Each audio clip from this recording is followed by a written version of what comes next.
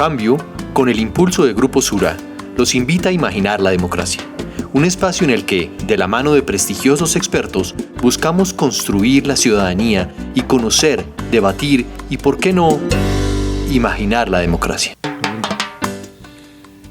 Yo creo que... ¿Usted se describe como un optimista profesional o no? No creo, ¿no? Un optimista trágico. Sí, un optimista trágico. Yo también soy optimista trágico. Sí. Y yo creo que... Y después de lo que había pasado en Estados Unidos y en Brasil, con exacto, transiciones traumáticas. Entonces yo creo que eso es algo que ni en la izquierda ni en la derecha valoramos suficientemente. Y yo creo que este año ha mostrado que ni Petro es el potencial dictador que dice algunos sectores de derecha que es. No creo que Petro esté aspirando a perpetuarse en el poder, no lo creo honestamente. Creo incluso que su idea de la constituyente no iba en ese sentido, sino en una teoría, yo creo que equivocada, de movilización popular permanente para materializar un proyecto político. Ni que tampoco esté funcionando el famoso golpe blando que ven ciertos sectores de la izquierda. Yo creo que es una democracia que está funcionando con todos los problemas de una izquierda que no estaba en el gobierno y entonces no sabe gobernar tan bien, y una derecha que no ha estado en la oposición y no sabe tampoco hacer oposición muy bien. Entonces sí es una situación tensa, pero cuando uno mira, pues las instituciones democráticas están funcionando con todas las imperfecciones de la democracia colombiana. No se ve un tema de que vaya a haber una ruptura institucional impulsada por el presidente Petro, y yo tampoco, yo he controvertido la tesis del presidente Petro del golpe blando. No creo que esté en movimiento ningún golpe blando, sino una democracia con sus imperfecciones que ha funcionado y ha permitido la transición de un gobierno de derecha a un gobierno de izquierda, y eso creo que no es menor. Hemos, de lado y lado, tendido a dramatizar más de la cuenta los problemas de la democracia colombiana, y yo creo que hemos subestimado las ventajas de mediano plazo de esa alternancia, incluso de esa inversión de roles. Hoy el gobierno hace lo que antes criticaba, hoy la oposición critica lo que antes hacían, y eso es bueno, ¿no? Hay un aprendizaje de lado y lado que me parece interesante. Mauricio, año sí. 2024, democracia colombiana. Yo quiero tomar ese mismo hilo, y a mí me parece que una enseñanza, algo positivo, por lo menos que yo quisiera que fuera una enseñanza, un aprendizaje, es que después de esto, a mí me parece que para un colombiano común y corriente, y ojalá un colombiano consciente, yo creo que esto es una lección de que las ideologías no son una varita mágica, y de que el problema no está en cuál de las dos ideologías, si la de izquierda o la de derecha, tiene la fórmula redentora que nos va a sacar del subdesarrollo o de los problemas que tenemos. Y yo creo que mucha gente se ha dado cuenta de que no depende tanto de eso, sino del gobernante, del talante moral del gobernante por un lado, de la capacidad del gobernante.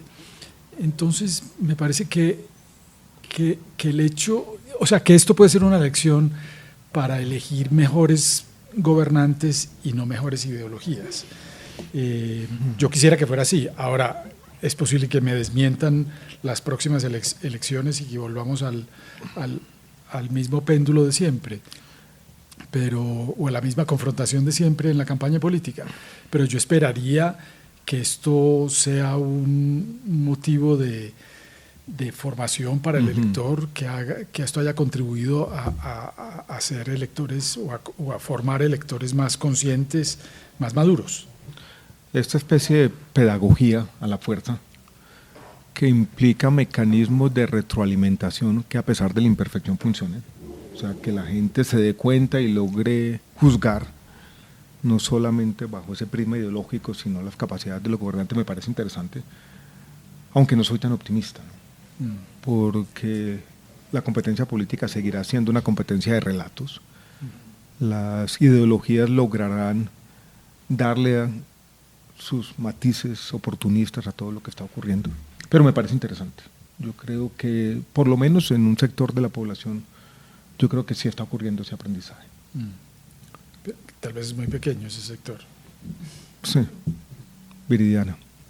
Creo que no se han logrado consensos sobre los temas claves que han planteado este gobierno y que han planteado los otros gobiernos: salud, pensiones, reformas laborales, que son lo que nos interesa a todos como población.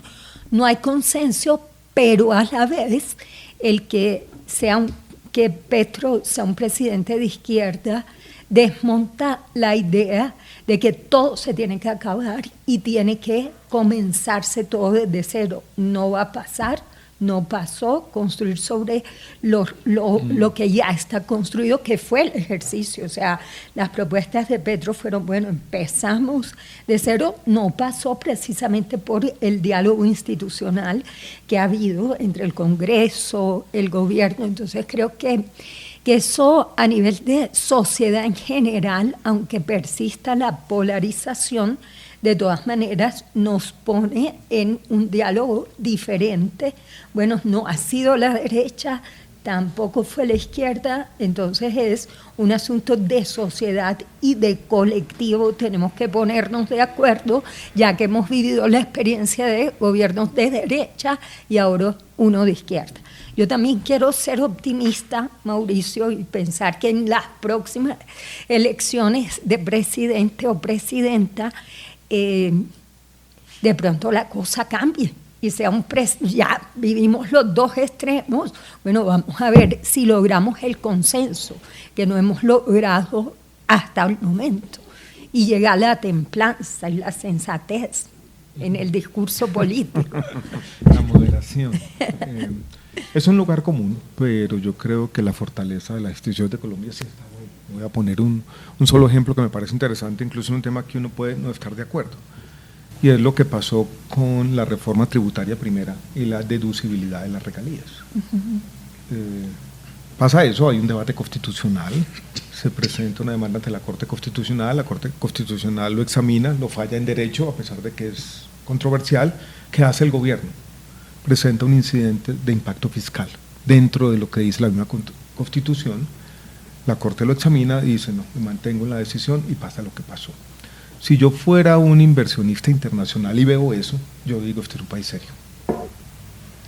Hay una controversia jurídica difícil, pero se está tramitando por los canales institucionales, y el Ejecutivo está respetando lo que ocurrió y la Corte está argumentando como corresponde.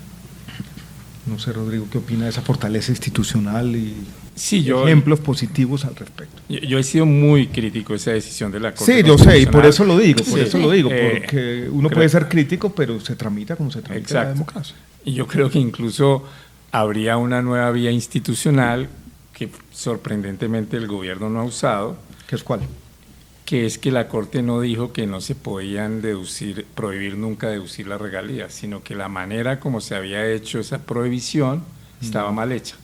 Entonces, que el gobierno podría ahorita presentar una reforma en la reforma tributaria, decir, tomo en cuenta las dos objeciones que hizo la Corte, que era que no hubiera diferencia en el pago de regalías entre las regularidades pagadas en especie y en dinero, y que se tomara en cuenta la eventualidad de cuando hubiera precios bajos, y con eso puedo volver a prohibir la deducción de regalías, y ahí la Corte la debería declarar constitucional si es coherente con su jurisprudencia. Hago un paréntesis, Rodrigo, incluso el gobierno no ha utilizado eso como disculpa para que el presidente se queja para decir voy a violar la regla fiscal. O sea, se ha mantenido dentro de las normas y la regla fiscal. Entonces yo creo que sí, que incluso si hay decisiones judiciales controvertidas, en ningún caso el gobierno ha dicho no la voy a cumplir. La discute, pero se han cumplido todas las decisiones judiciales, y eso yo creo que muestra sí una fortaleza institucional, con un discurso a veces un poco excesivo del presidente, pero finalmente se aceptan y se cumplen las decisiones, y yo creo que eso muestra una institucionalidad con cierta robustez, que creo que es algo que no deberíamos desestimar cuando uno ve países en donde hay una destrucción de esa institucionalidad y la enorme dificultad para reconstruirla. Entonces llevamos 2 años largos de un gobierno de izquierda, y el Estado de Derecho y la democracia en Colombia funciona con las imperfecciones que ha funcionado también en el pasado, algunas más graves, algunas menos graves, y yo creo que eso muestra que podemos tener alternancia democrática en Colombia y eso no es para nada un tema menor. Mauricio, sobre el tema institucional, ¿tú qué opinas? Sí, pues yo voy a ponerle unos bemoles a eso. Yo estoy de acuerdo, por supuesto, y sobre todo cuando uno compara con otros países, Colombia se ve fuerte institucionalmente. Pero hay dos cosas que a mí me preocupan en medio de esa cosa positiva. Una es que las instituciones son estables e incluso muy estables, pero siempre y cuando estén en buena medida, y esto no es igual para todo el Estado, pero para mucha parte del Estado, siempre y cuando estén un poco engrasadas por la corrupción. Entonces, la incapacidad colombiana de erradicar la corrupción es en las instituciones, en el funcionamiento institucional, es una cosa en la que Colombia tiene mucho que mejorar, por un lado. Y por otro lado es que la institucionalidad es muy desigual. La institucionalidad funciona relativamente bien en las grandes ciudades, en fin, pero la falta de institucionalidad en las regiones es una cosa muy grave. Y no era grave hace unos 40 o 50 años porque eran regiones muy aisladas en donde había muy poquita gente, pero la mafia y la violencia y las organizaciones criminales se han inventado la manera de controlar esas regiones llegando al centro, apropiándose del sistema electoral y manteniendo los privilegios y la ilegalidad que subsiste en esa buena parte geográfica del país. Y lo tercero que quería decir es que sí, que las instituciones son fuertes en términos generales, pero que hay unos cambios institucionales que son urgentes y que nunca hemos podido hacer y que se ven difíciles de hacer. Y uno de ellos, en el que ha insistido mucho Rodrigo, es en el del sistema electoral, que está muy mal dirigido, está muy mal controlado, muy mal organizado. Y como el sistema electoral tiene que ver con esto, de la captura de las regiones, y no solamente de la captura de las regiones, sino de la captura de muchas partes del centro, pues entonces es un tema muy delicado. Yo diría dos cosas, Mauricio. El tema del clientelismo, que parece estar ahí, que resiste todos los embates y todos los discursos, podemos hablar de eso un poco ahora y yo les doy mi opinión. Y el tema de esto, de que el Estado colombiano, a pesar de sus instituciones fuertes, sigue, por lo menos en la práctica, muy ausente en buena parte de las regiones. Como dirían algunos sociólogos, el débil poder infraestructural del Estado colombiano para implementar sus decisiones es terrible. Entonces, yo creo que ahí hay un desafío de tener una democracia que sea más eficaz en el centro y en los territorios. Y eso es un enorme desafío. Joe Migdal habla de sociedad fuerte y Estado débil, que también es otra manera de mirarlo. Tenemos una sociedad muy dinámica y muy fuerte en muchos aspectos, pero un Estado muy débil.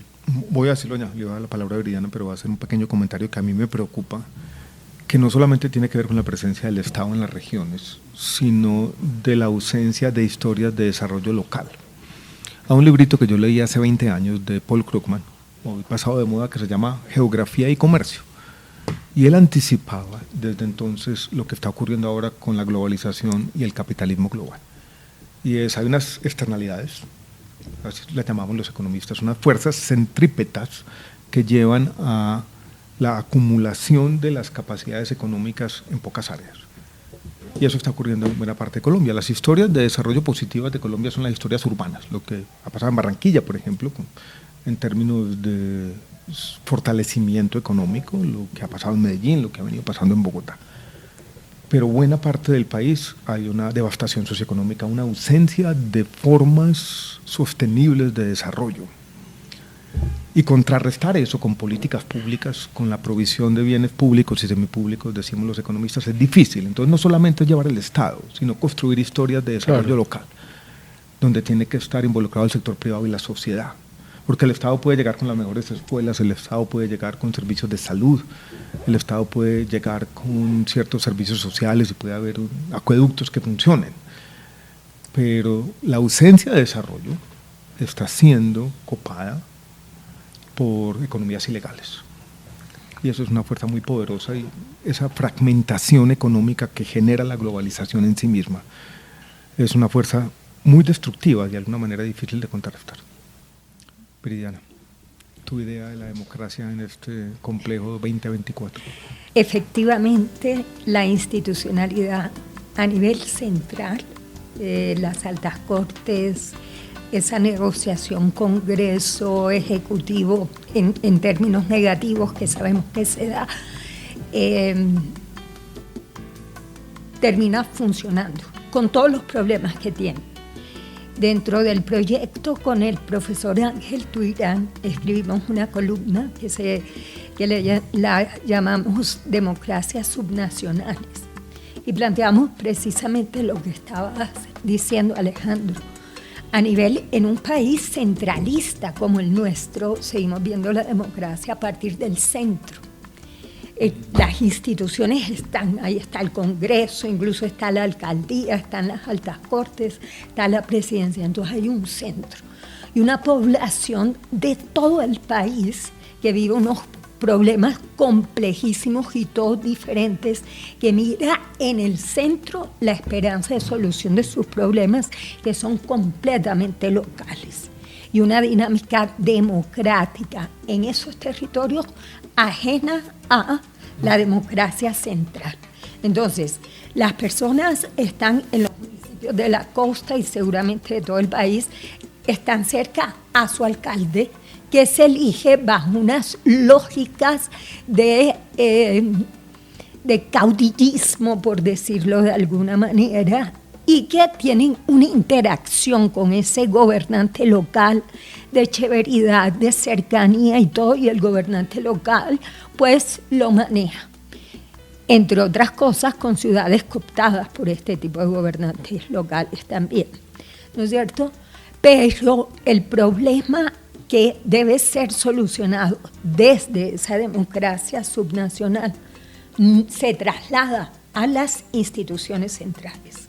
Entre otras cosas porque los gobiernos locales no tienen ni la capacidad de técnica, porque no hay personas formadas en lo técnico que por lo menos puedan diseñar planes de desarrollo locales, desde las necesidades locales, porque no hay formación en eso, no hay capacidad técnica, y no hay recursos económicos. Y la capacidad, exacto. Ni dinero, ni personas que pueden jalonar.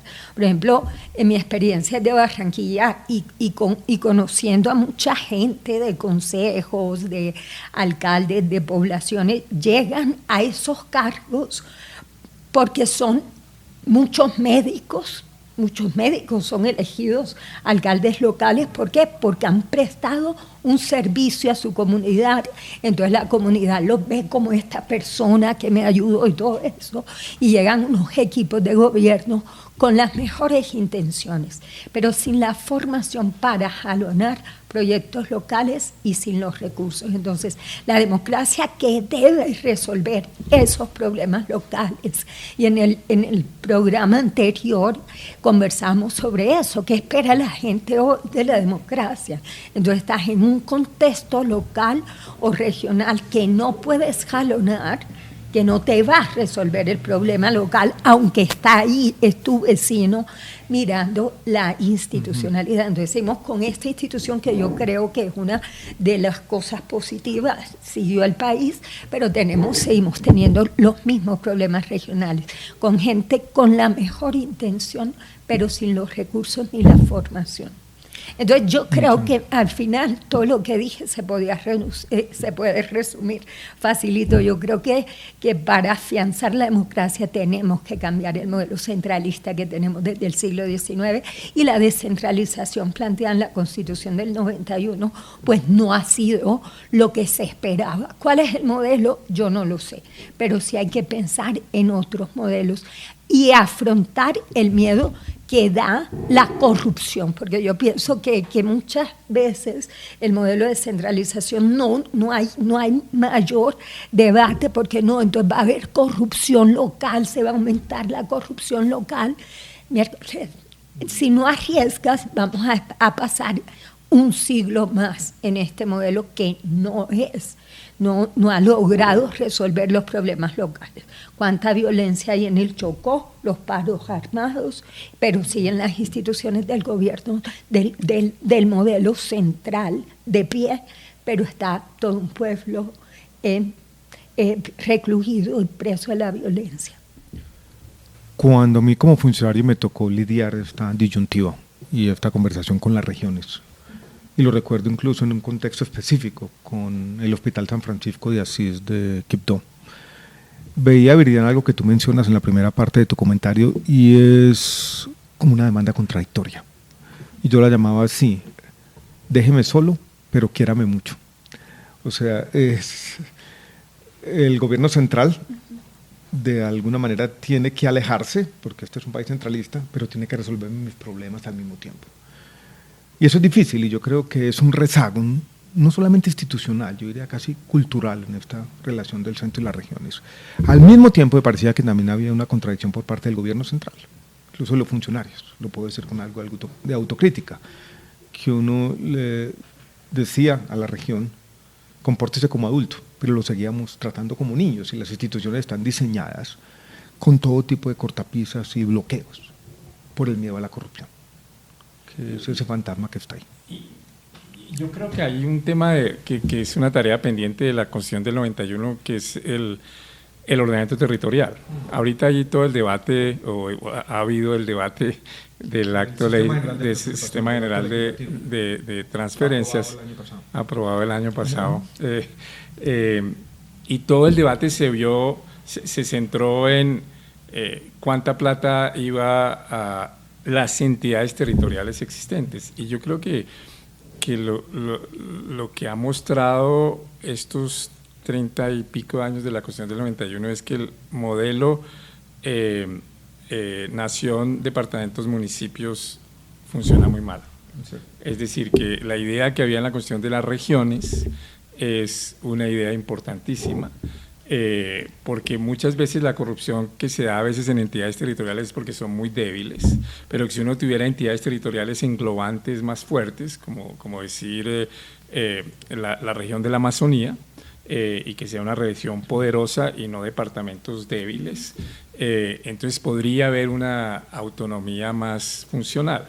Y yo creo que ese debate de un reordenamiento territorial es un debate pendiente de la democracia colombiana, en donde la Constitución del 91 no logró resolverlo, y por eso lo que hizo fue dejarlo abierto al futuro.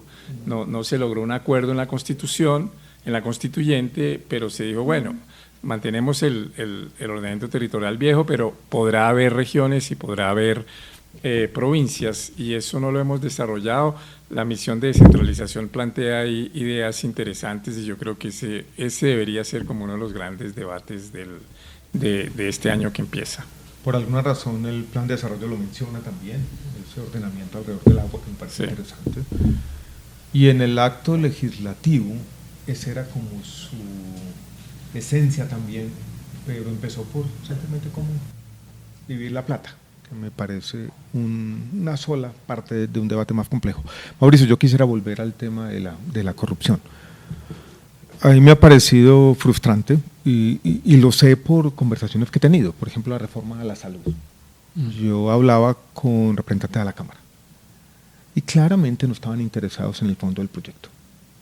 Y lo que había era transacciones clientelistas, acuerdos en lo que habían llegado con el gobierno para votar.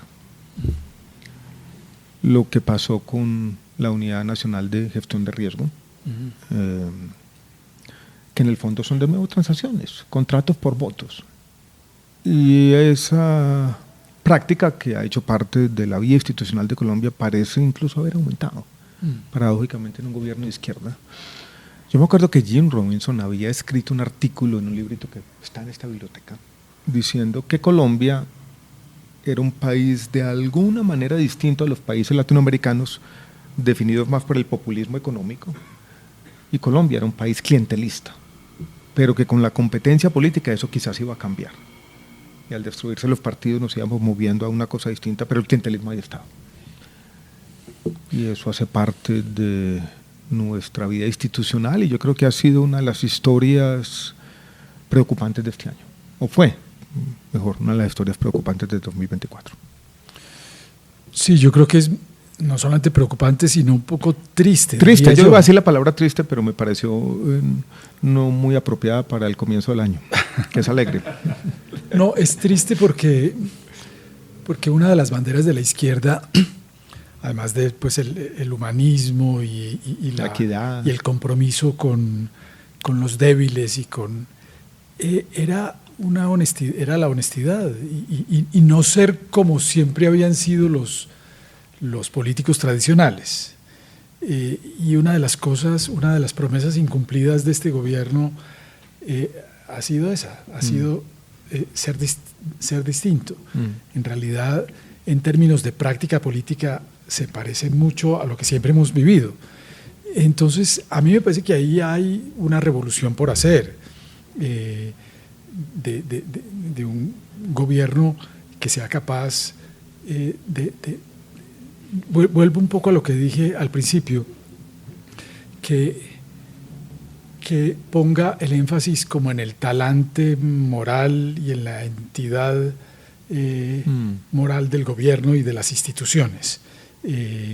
Yo no sé si eso será posible. Algunas personas dicen es que esas prácticas están tan enquistadas en la sociedad colombiana que este país es ingobernable por fuera de eso.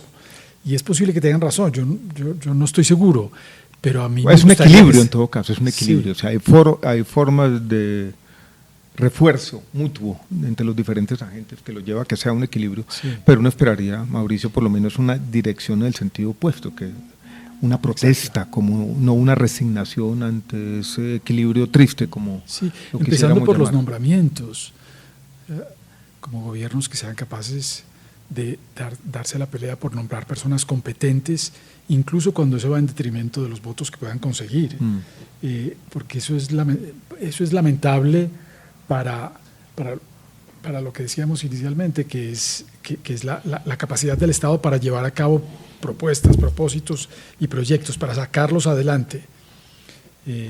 Mejor dicho, lo que estamos diciendo es que a pesar de que Colombia es un país muy institucionalizado, eso es verdad, y sobre todo si se le compara con otros países de América Latina, aunque el estándar ahí la vara ahí no es muy alta, a pesar de eso, a Colombia le hace mucha falta, y yo creo que en eso hemos perdido también mucha falta esta idea constitucional que es tan importante de construir instituciones técnicas y capaces de llevar a cabo objetivos por fuera de la dinámica política.